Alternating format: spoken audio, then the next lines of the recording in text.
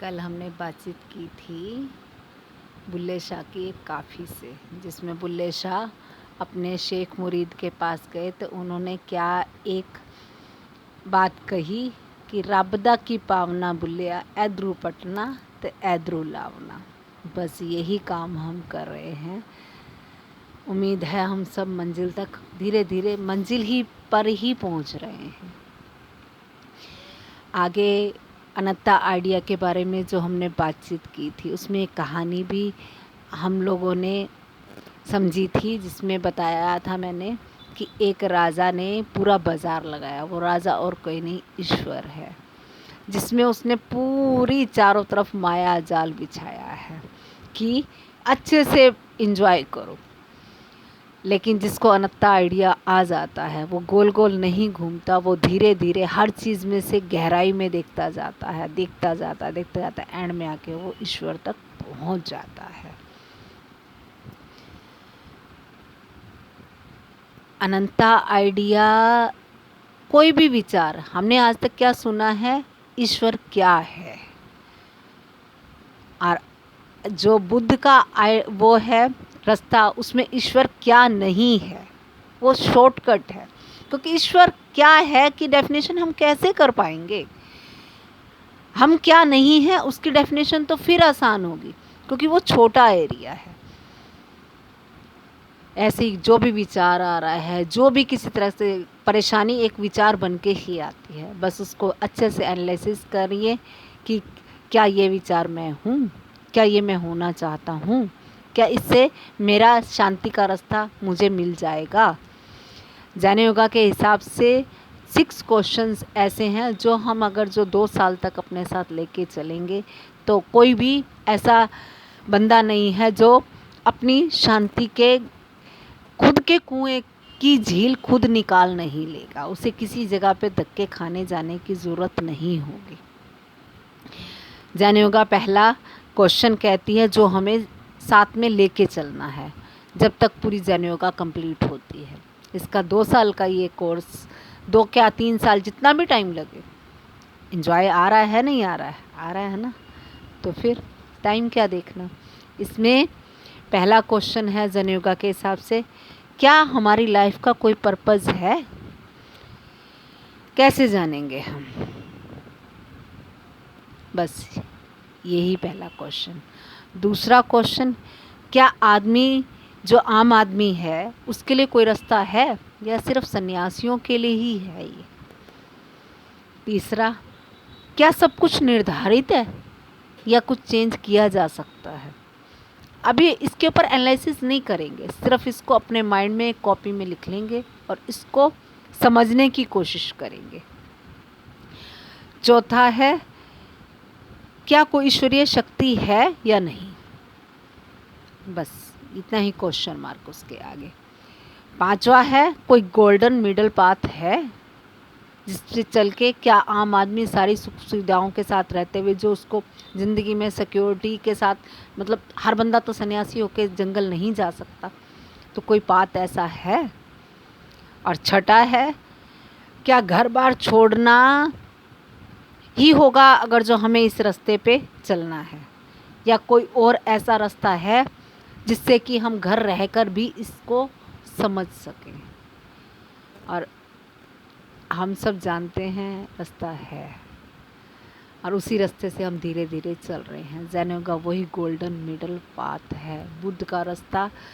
बुद्ध ने भी जब उनकी पत्नी यशोधरा के पास वो आए थे तो यशोधरा ने एक ही प्रश्न किया था कि भंते, अगर जो आप यहाँ रहते तो क्या आप जो आपके अंदर था उसको आप महसूस नहीं कर पाते। तो बुद्ध ने जवाब क्या दिया, हाँ वो यहाँ भी पाया जा सकता था, लेकिन उस वक्त नहीं पता था, पाने के बाद पता लगा है कि हर जगह पाया जा सकता है।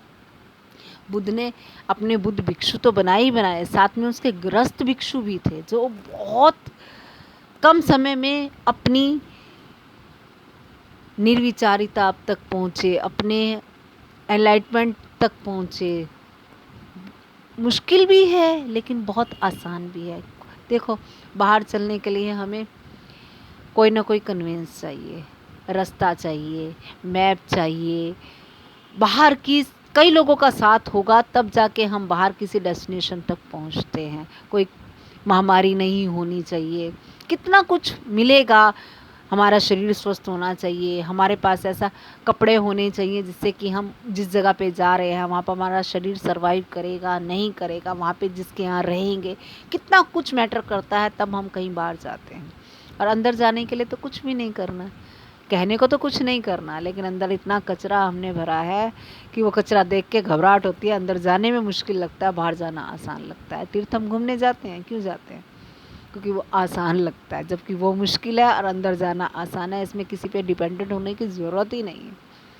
लेकिन रास्ता पता होगा तब तो अंदर जाएंगे हम लोग, और उसके लिए थोड़ा तो पेशेंस रखना ही होगा, धैर्य से बैठना होगा, आंखें बंद करनी होगी। शुरू में तो जो कूड़ा कचरा है ऊपर, जैसे कोई कुआं बंद हो जाता है तो आप देखिएगा उसमें पानी नहीं दिखेगा, उसमें कूड़ा कचरा ही दिखेगा।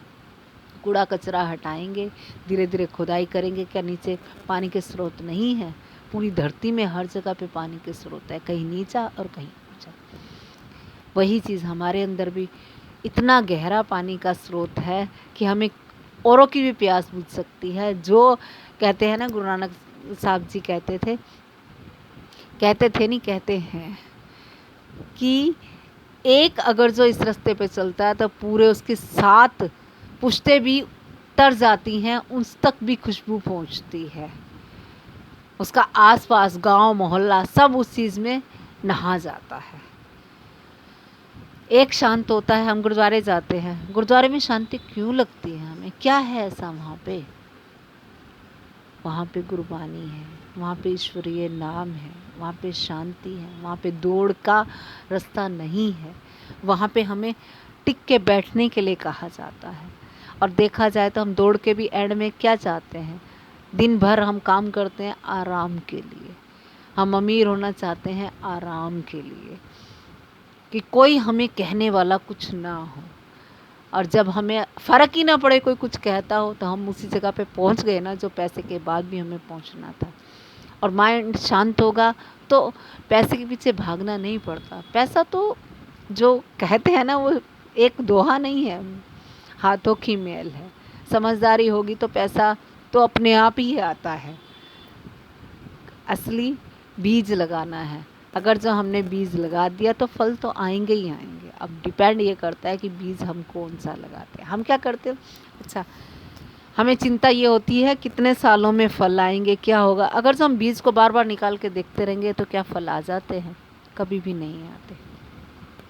उसको जितना गहरा पौधा होगा उसकी जड़ें उतनी ही मजबूत होंगी, तभी वो इतनी ऊंचाई ले सकता है। इसलिए ये जैन योगा के द्वारा हम धीरे धीरे अपनी जड़ें मजबूत कर रहे हैं।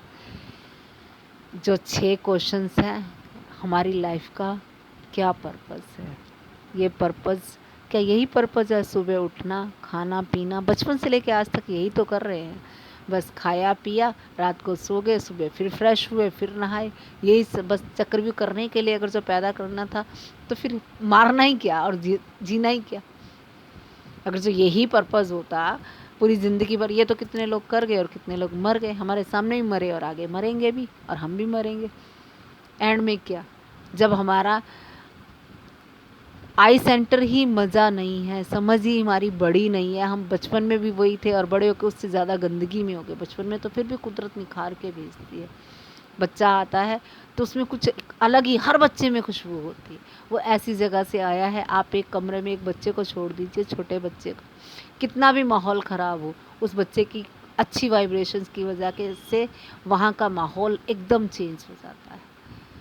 क्योंकि वो देखा जाए क्या देता है बच्चा? पैसा देता है? क्या देता है? कुछ भी नहीं, इवन बोलना भी नहीं आता, लेकिन उसकी वाइब्रेशंस इतनी अच्छी होती हैं कि वहाँ का माहौल चेंज हो जाता है। ऐसे ही हमें अपनी वाइब्रेशंस पे काम करना है। हमने जो इस पे गंदगी खुद चढ़ाई है तो उतारेंगे भी तो हम ही लोग ना। आज इतना ही। ये 6 क्वेश्चंस हमें डायरी में लिख के दिन रात इसको समझने की कोशिश करनी है, और कुदरत हमारे साथ आगे धीरे धीरे रास्ते खोलती चली जाएगी।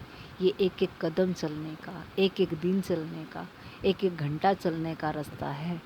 एकदम से छलांग तो कभी होती नहीं, कुछ बड़ा होता ही नहीं है। छोटा छोटा छोटा छोटा। हम जब पैदा हुए थे घुटने पे रेंगते थे। पहले शुरू में तो गर्दन भी हमारी संभालने के लिए पीछे से माँ को हाथ रखना पड़ता था। बाद में इतना हो गया कि माँ हमें पकड़ने के लिए हालत ख़राब होती है। तो फिर ऐसे ही है ये रास्ता भी। ओके, गुड नाइट, कल फिर मिलते हैं।